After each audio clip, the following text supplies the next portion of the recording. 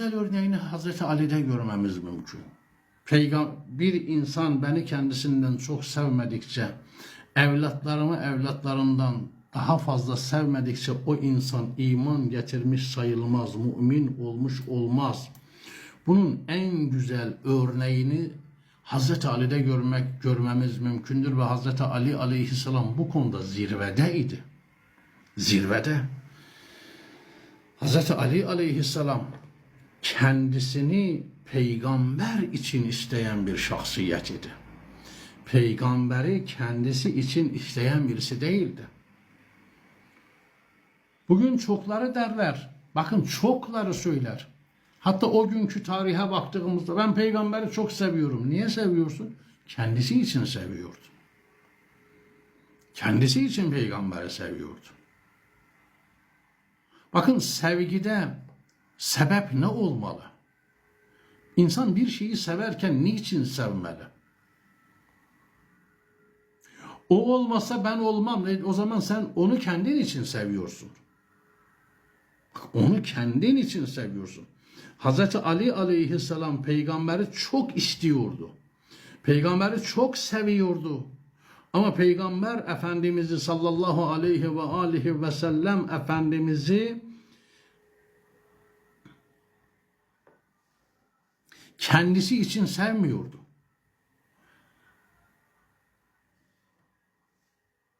Hazreti Ali aleyhisselam bakın kendisi için sevmiyordu. Peygamber sevgisi için peygamberi seviyordu. Kendisini peygamber için istiyordu. Varlığını peygamber için istiyordu. Peygamberi kendisi için istemiyordu. Şii ve Ebu Talip'te Hazreti Ali aleyhisselam 3 sene Müslümanlar Ebu Talip deresinde Mekke'de siyasi, ekonomik, sosyal ambargoya tabi tutuldukları zamanda Müslümanlar aç, Müslümanlar perişan, Müslümanlardan bir şey satın alınmıyor, Müslümanlara bir şey satılmıyor Mekke'de ve Peygamber Efendimizin canı tehlikede. O 3 senelik zaman zarfında Hazreti Ali aleyhisselam her gece Peygamberimizin yatağında yatıyordu. Resulullah'a bir şey olmasın. Bakın Resulullah'a bir şey olmasın. Hazreti Ali Peygamberin yatağında yatıyordu. Hazreti Peygamberimiz Hazreti Ali'nin yatağında yatıyordu. Hazreti Ali sadece hicret gecesi Leyletül Mebit'te Peygamberin yatağında yatmamış. Ondan önce 3 senelik ambargo döneminde Hazreti Ali her akşam Peygamberin yatağında yatıyordu ki Peygamberin canına bir halel gelmesin. Hazreti Ali aleyhisselam Peygamber Efendimiz'i kendisinden çok seviyordu. Hazreti Ali aleyhisselam Peygamber Efendimizin yanına gittiği zaman ona kendisinden bir şeyler vermek için gidiyordu. Ama başkaları Peygamber Efendimizin yanına giderlerken Peygamber Efendimiz'den bir şeyler almak için Peygamberimizin yanına gidiyorlardı. Bunun için Peygamberin velayeti Hazreti Ali'ye verildi. Diyorlar ki neden velayet Hazreti Ali'ye? Peygamber neden kendi velayetini Hazreti Ali'ye verdi? Bir kere velayeti veren peygamber değil. Peygambere velayet yetkisini veren Allah'tır. Bakın velayet yetkisini veren innema veliyyukumullah. Sizin veliniz Allah'tır. Ve velayet hakkı zati olarak Allah'ın kudretindedir. Allah o velayet hakkını peygambere vermiştir. Peygamberden sonra Allah velayet makamını Hazreti Ali'ye vermiştir. Neden? Çünkü Allah'ın velisi peygambere canını feda eden Hazreti Ali'ydi. Kendisini peygamber için seven Hazreti Ali idi.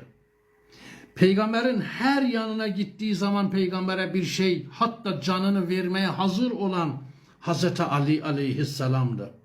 Çünkü Ali kendisini peygamber için istiyordu. Peygamberi kendisi için istemiyordu. Bunun için Allah velayeti, peygamberimizdeki velayeti Hazreti Ali aleyhisselama verdi. Bakın nübüvveti demiyorum, velayeti. Burada birileri farklı yere konuyu çekmesinler. Peygamberdeki velayeti Allah Hazreti Ali'ye verdi. Hazreti Ali aleyhisselam peygamberimizi kendisinden çok sevdiği için onun yatağında yatıyordu.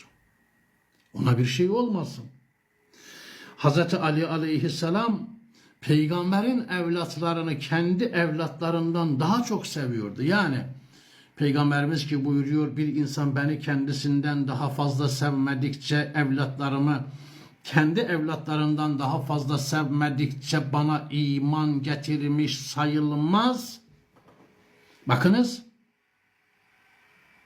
bu hadise ve kavrama ve hakikate en iyi amel eden Hazreti Ali aleyhisselam'dır. İkinci bir şahıs yoktur Hazreti Ali'nin yanında. Hazreti Ali aleyhisselam peygamberin evlatlarını kendi evlatlarından daha fazla seviyordu. Neden? O hadise iman etmişti de ondan. O hadise göre yaşıyordu da ondan. Sıffin Savaşı'ydı. Sıffin Savaşı oğlu Muhammed Hanefiye'yi ki Hazreti Fatıma'nın evlatlarından değildi Muhammed Hanefiye. Oğlu Muhammed Hanefiye'yi ordunun sağ tarafına hamle etmesi için görevlendirdi. Muhammed Hanefiye Muaviye'nin ordusunun sağ tarafına hamle etti. Ve döndü geldi. Atından inmeden Hazreti Ali aleyhisselam buyurdu, şimdi ordunun sol tarafına hamle et. Ordunun sol tarafına hamle etti. Döndü geldi ve atından inmeden ordunun merkezine hamle etmesine emretti. Ordunun merkezine. Ordunun merkezine de hamle etti ve döndüğü zaman biraz yara almıştı. Biraz vücudunda kanama vardı. Darbe almıştı. Babasının yanına döndüğünde Muhammed Hanefi ağlamaya başladı. Hazreti Ali aleyhisselam buyurdu, oğul, mert insanlar, yiğit insanlar savaşta ölseler bile ağlamazlar. Bir yara aldın, az bir şey vücudundan kan aktı diye buna mı ağlıyorsun? Dedi, baba ona ağlamıyorum. Dedi, neye ağlıyorsun oğlum? Dedi, babacığım dikkat ettim de Hasan ve Hüseyin ikisi de senin yanında. 3 defa beni peş peşe hamleye gönderdin. Ordunun sağ tarafına hamle, sol tarafına hamle, merkezine, kalbine hamle.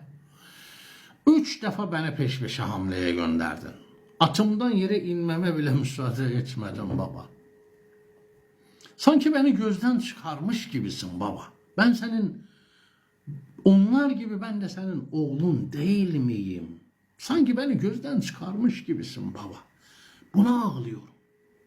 Hazreti Ali aleyhisselam canlar feda. Bakın. Ne buyurdu? Oğlum, sen benim oğlumsun. Sen benim oğlumsun. Ama Hasan ve Hüseyin Resulullah'ın evlatlarıdır. Sen benim evladımsın. Ama Hasan ve Hüseyin Resulullah'ın evlatlarıdır. Sen hayatta iken onları ben tehlikeye gönderemem. Onları ben savaş meydanına gönderemem.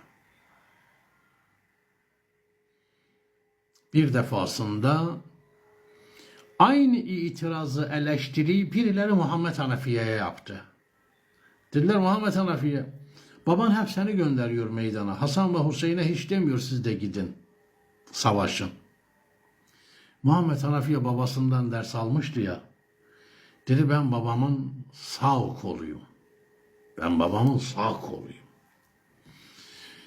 Hasan ve Hüseyin babamın iki gözüdür. Babam eliyle gözlerini koruyor. Eliyle gözlerini koruyor.